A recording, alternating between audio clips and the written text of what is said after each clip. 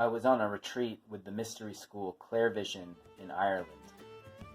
We did these intense pair practices of exploring inner spaces. You might even call them shamanic spaces between partners.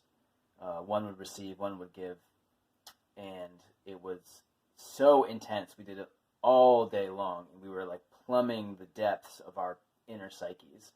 It was so intense that when I laid down at night, I would immediately blast off. Some would call it dreaming, others would call it astral projecting. And one night, I landed in my room, or the kitchen actually, in Maine, in my parents' house in Maine. And I recognized that this was middle world in shamanic terms, and that it was about the same as it would look in ordinary waking reality.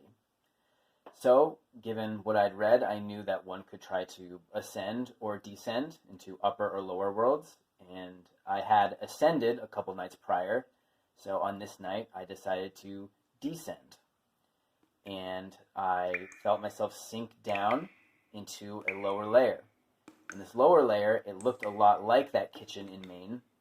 However, it was dank, like a cave. It was dark. It was dripping. Though it was like the same room, but just danker. And so naturally, as a curious spirit, I said, well, what happens if I descend further? And so I did. I felt myself sink down, and actually started to accelerate, and I was starting to move through lower and lower worlds faster and faster and faster, and I couldn't stop. I didn't have enough control to stop. Now, on a previous dream, I had faced the exact same problem, but ascending. And in that previous dream, I just had to let go and trust, and I landed in this beautiful, godly space. So this time I did the same thing. I was like, I can't control this. I'm just going to let go and trust.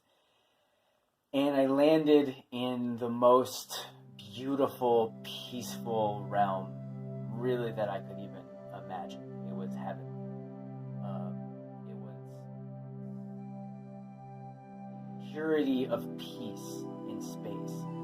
I was just floating slowly through space. I was this deconstructing and continually reconstructing spaceship.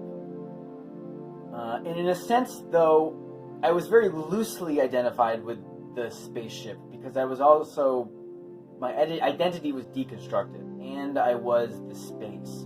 I was the peaceful space. I was all of it.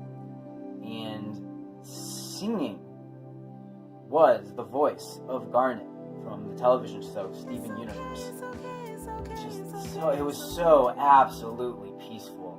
It was like being in the womb. It was, the best way I can describe it is that it was a feeling of perfect safety. Really unlike waking. You know, in this world we walk around and there's threats everywhere, and threats to our reputation, to our body, to our jobs, to our identities, to our conceptions.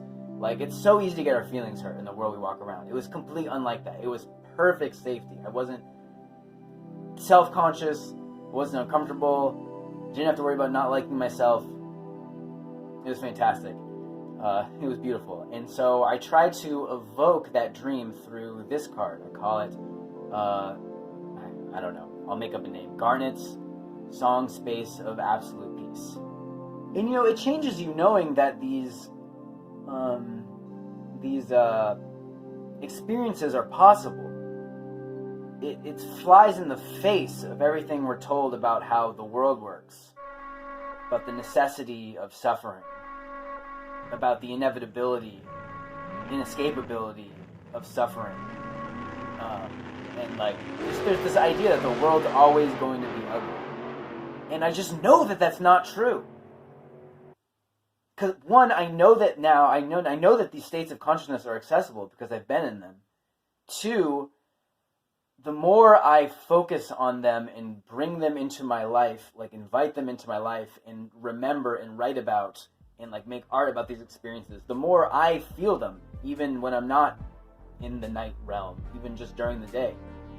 Right. One, they're possible. Two, you can consciously cultivate them. And three, I just know if that was done at scale, our world would transform.